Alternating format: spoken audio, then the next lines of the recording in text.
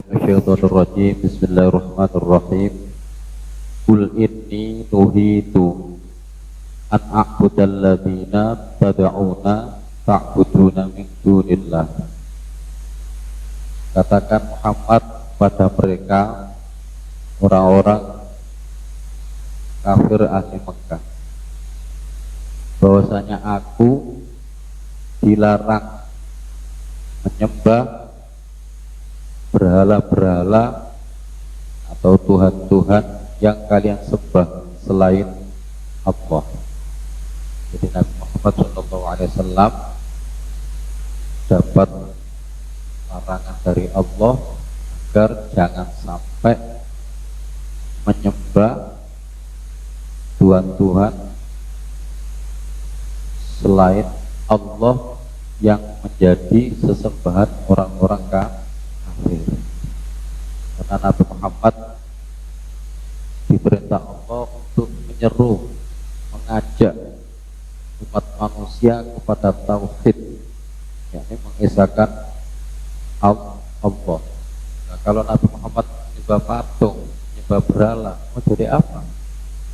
Makanya kata Nabi SAW, "Kulla attabi'u ahwa'akum fi ibadati."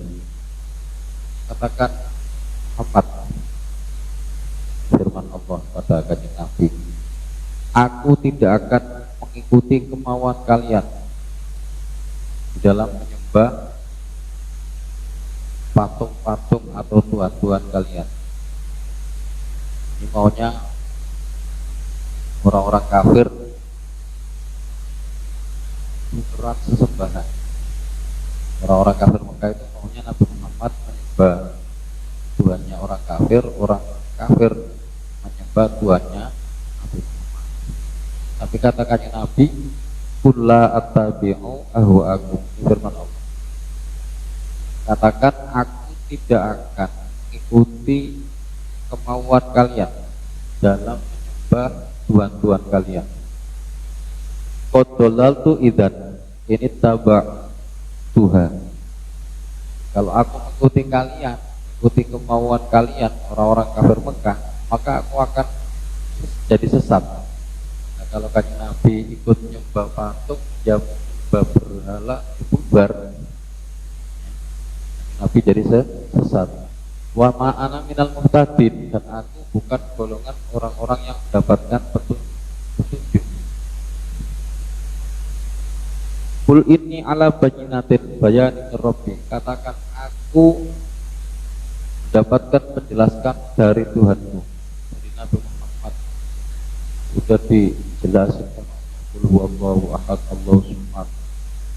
Banyak sekali ayat-ayat yang melarang Nabi Muhammad tidak boleh menyembah sesembahan orang-orang kafir. Qul ya ayyuhal kafirun la a'budu ma ta'budun, katakan orang kafir, aku tidak akan menyembah apa yang kalian sembah. Wala antum abiduna ma'abud, kalian juga tidak akan menyembah apa yang aku sembah. Qul inni ala bayyinatin bayanin rabbi, katakan aku mendapatkan penjelasan dari Tuhanku. Wa qad kadzabtu bihi bi rabbi haitsu asyraktu, kalian itu telah mendustakan Tuhanmu, sekiranya kalian itu menyekutukan Tuhanmu. Jadi Allah disamakan dengan batu, dengan patung, dengan pohon. Ini namanya menyekutukan Allah, duakan Allah. Ma'indi ma tasta'jiruna bihi minal adab, bukan kewenangan ma'indi, tidak menjadi wewenangan, tidak menjadi wewenangku menurunkan adab yang kalian minta untuk segera. Nah, adabi orang-orang kafir Mekah karena ingin bukti bahwa Al-Quran itu kebenaran dari Allah Subhanahu wa Ta'ala, sampai nantang Rasulullah Shallallahu Alaihi Wasallam. Bahkan di dalam ayat yang lain disebutkan, wa idh qaulullahumma in kana hadza wal haqqo min indik famtir alaina hijaratan minas sama. Seperti itu. Kalau memang Al-Quran yang dibaca Nabi Muhammad itu kebenaran dari sisimu ya Allah, famtir alaina hijaratan minas sama, maka turunkan batu kepada kami dari langit. Apa? Seperti itu. Orang-orang kafir ini minta agar Nabi Muhammad itu menyegerakan azabnya Allah. Nuntut, coba buktikan kalau kamu benar bahwa Al-Quran itu dari sisi Allah, turunkan azab dari langit segera. Seperti itu. Nah, kata Nabi SAW apa? Ma'indi ma tasta'jiru nabihi minal azab. Bukan urusanku menyegerakan, limpahkan azab kepada kalian, itu bukan urusan. Inma al-hukmu fi dzalika wa ghairihi illa. Jadi hukum menetapkan atau menurunkan, menyegerakan azab itu hanya otoritasnya Allah, hanya milik Allah.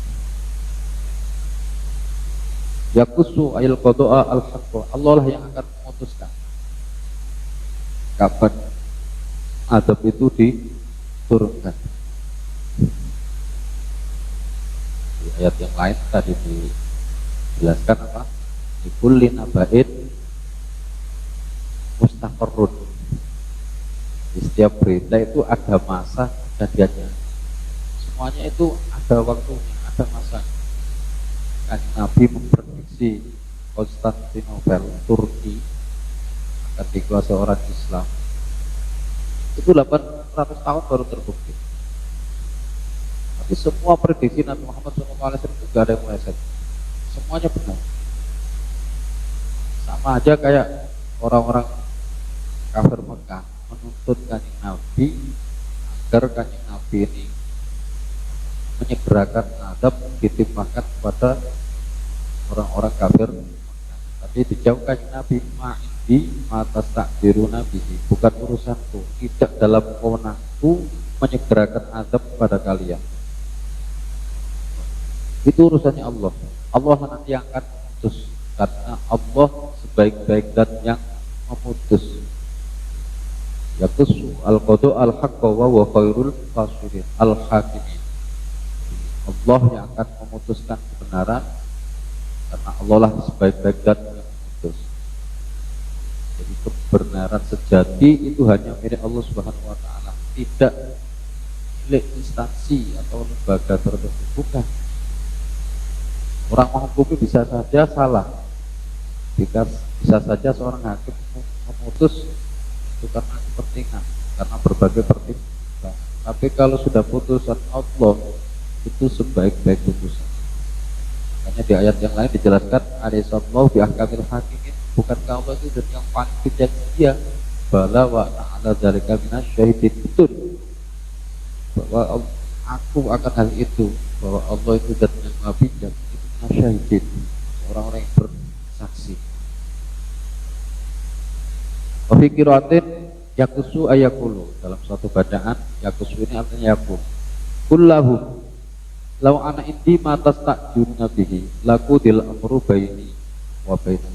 Katakan pada orang-orang kafir Mekah Muhammad, jika kewenangan menurunkan azab yang kalian tuntut segera itu diserahkan kepadamu, laku dil amru baini wa baini, maka akan diputuskan,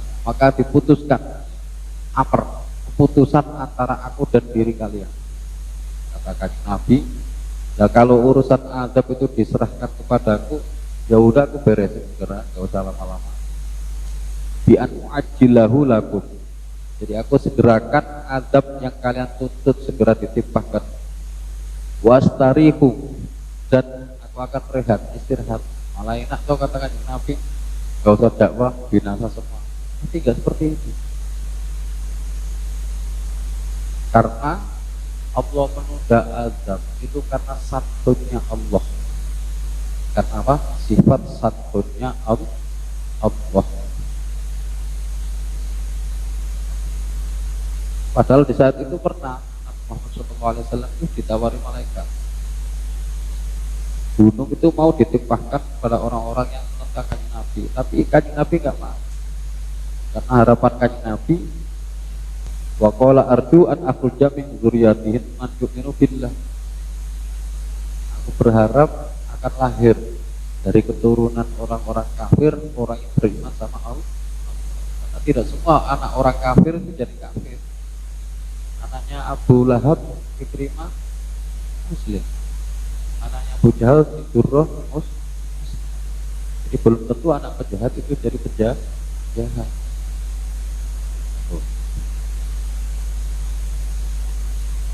Ya Allah ya Rabbi ya Karim. Walakinnahu indallah. Tapi kata kanjeng Nabi, walakinnahu indallah.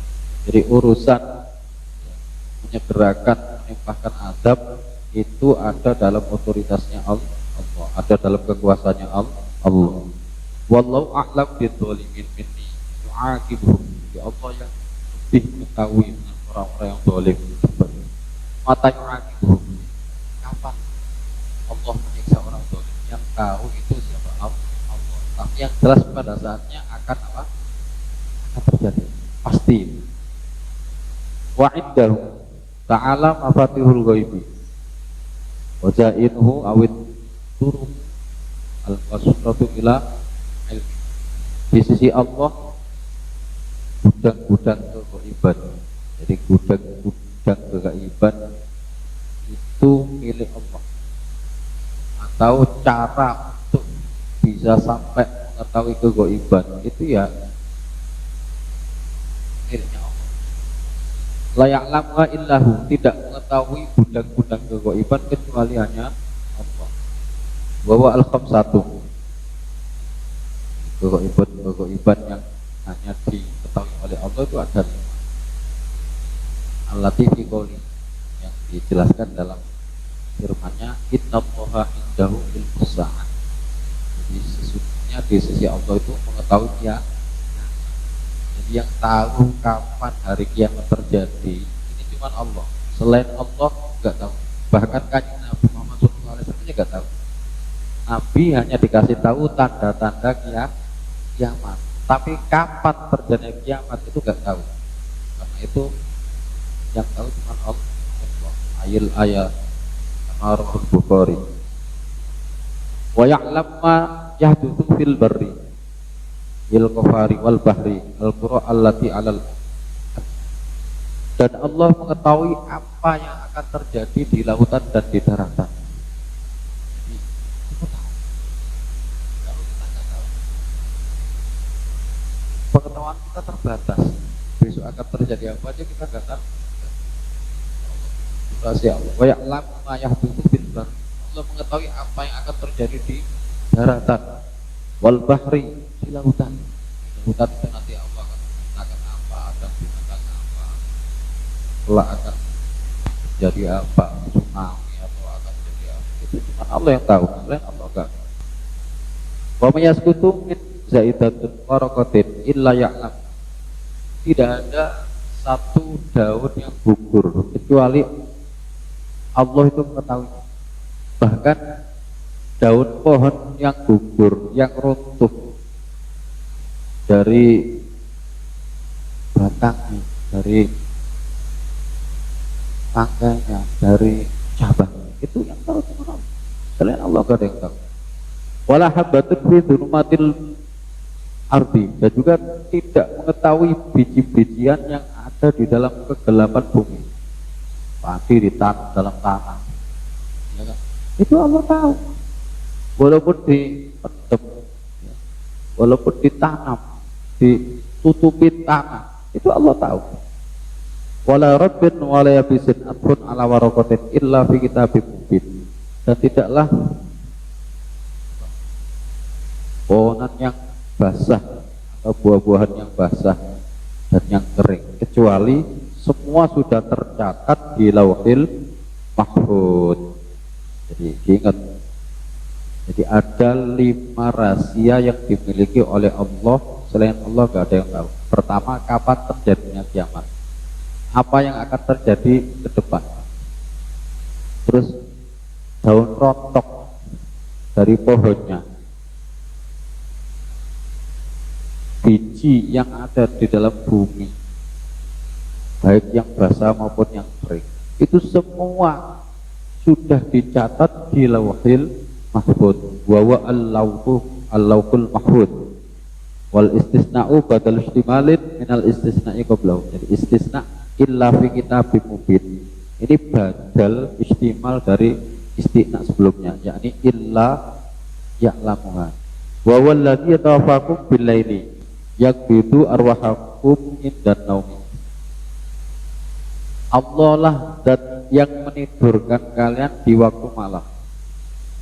Yakbidu arwahakum indan naumi. Jadi Allah yang menggenggam ruh-ruh kita di saat kita tidur. Jadi yang menidurkan kita di waktu malam hari itu siapa? Allah. Artinya di saat kita tidur, Allah itu menggenggam ruh kita. Allah menggenggam ruh kita. Artinya kita tidur itu enggak punya ruh. Nafas. Ini beda, ruh dengan nafas itu beda. Jangan disamakan roh dengan nafas. Orang tidur masih bernafas, tapi rohnya nggak ada. Rohnya nggak ada. Jadi Allah zat yang menidurkan kalian di waktu malam. Artinya di saat kita tidur, Allah itu menggenggam atau mencabut roh kita. Wa ya'lamu ma jaratum kasabtum bin nahar. Dan Allah mengetahui apa yang kalian kerjakan di waktu siang. Sabtu bin nahar. Tsumma ba'athukum fihi ayat nahar. Kemudian Allah kembalikan lagi roh yang digenggam di waktu siang. Ai burati arwahikum. Dan Allah kembalikan roh kita. Liubda ajalul musamma. Agar roh ini menyempurnakan ajal yang sudah ditentukan. Wa ajalul hayat, yaitu ajal di hidup. Makanya di dalam ayat yang lain dijelaskan Allah itu menggenggam jiwa seseorang di saat tidur, dan Allah akan mengembalikan sampai ajalnya tiba. Tsumma ilaihi marji'ukum bil ba'ti. Kemudian kepada Allah lah tempat kembali kalian dengan dibangkitkan dari kubur. Tsumma yunabbi'ukum bima kuntum ta'malun. Kemudian Allah menceritakan kepada kalian apa yang kalian lakukan. Jadi semua yang kita lakukan di dunia ini akan dibalas oleh Allah. Fa yujazikum bih. Wa huwal qahiru musta'niyan fawqa ibadihi. Jadi Allah lah zat yang maha perkasa, yang maha perkasa, maha memaksa, musta'niyan fawqa ibadihi, yang lebih tinggi di atas hamba-hambanya. Wa yursilu alaikum hafadhah, dan Allah utus kepada kalian malaikat hafadhah, malaikatan wahsi a'malakum, yakni malaikat yang menghitung amal-amal kita, yang mencatat amal kita. Hatta idza jaa ahadakum mautu tawaffatsu wa fi qira'atin tawaffahu rusul. Sehingga ketika ajal atau sehingga apabila datang kepada kalian kematian, malaikat ini ada terus sampai tiba ajal kita, sampai kematian mendatangi kita. Hatta idza jaa ahadum mautu tawaffatsu, sehingga apabila datang kepada salah satu kalian kematian, tawaffatsu, maka akan dicabut malaikat nyawa kalian, malaikat-malaikatku, il malaikatul muwakkaluna bi qadil arwah, yakni malaikat-malaikat yang dipasrahin mencabut ruh. Wa hum la yufarritun, malaikat-malaikat ini tidak akan keliru. Yutaswiru bima yuqaru nabi. Kalau Allah perintahkan malaikat Israel nyabut nyawanya si Ami, nggak bakalan yang disamperin itu si Ani, enggak. Pokoknya nggak salah alamat. Malaikat itu tidak salah alamat kalau nyabut nyawa. Pernah kan dalam suatu kisah ada orang ngumpet dari kejaran malaikat Israel. sampai minta tolong Nabi Sulaiman. Di saat orang ini di samping Nabi Sulaiman, dia melihat malaikat Israel. Ceritanya orang ini minta tolong sama Nabi Sulaiman bawa aku ke negeri Cina. Dibawa sama Nabi Sulaiman ke negeri Cina. Sampai negeri Cina, di sana malah udah ditunggu malaikat Israel. Nah, pas apa? Orang ini nyamperin ajalnya, datengin ajalnya. Niatnya menghindar, tapi malah apa? Kepapasan. Nah itu. Makanya di Al-Quran dijelaskan apa? Aina matakunu yudrikumul mautu walau kuntum fi burujim musyayyadah. Dimanapun kalian berada, maka kematian akan menyusul kalian, walaupun di dalam apa? Benteng yang sangat kuat, dalam apa? Benteng yang terbuat dari besi lah. Kalau udah waktunya mati apa? Walaupun ngumpet, walaupun ngungsi. Tumarudu ayul khalqu ilallahi maulahumul haqq. Kemudian makhluk ini dikembalikan kepada Allah. Allah yang menguasai makhluk, Allah yang maha benar, al-thabiti al-adli yujazihim ala laul hukm al-qada'un nafidu fihim wa huwa asra'ul hasibin. Jadi hukum ini milik Allah. Hukum yang berlaku adalah hukumnya Allah. Sebaik-baik zat yang menghisab atau secepat-cepatnya zat yang menghisab adalah Allah. Dialah Allah secepat-cepatnya zat yang menghisab. Yuhasibul khalqa kullahu fi qadri nisfin harim ayyamid dunya. Jadi Allah menghisab semua makhluknya itu cuma sehari. Kalau dihitung itu ya dari jam 6 sampai jam 12 selesai. Itu seluruh alam. Nah kita bikin laporan rekapitulasi keuangan itu garap laporan misal dana bos 3 bulan itu belum tentu seminggu 2 minggu belum tentu kelar. Kalau Allah enggak, menghisab makhluknya itu cuma dalam waktu setengah hari. Di hadisin bidzalik, karena ada hadis tentang hal ini. مولاي صل وسلم دائما أبدا على حبيبك خير الخلق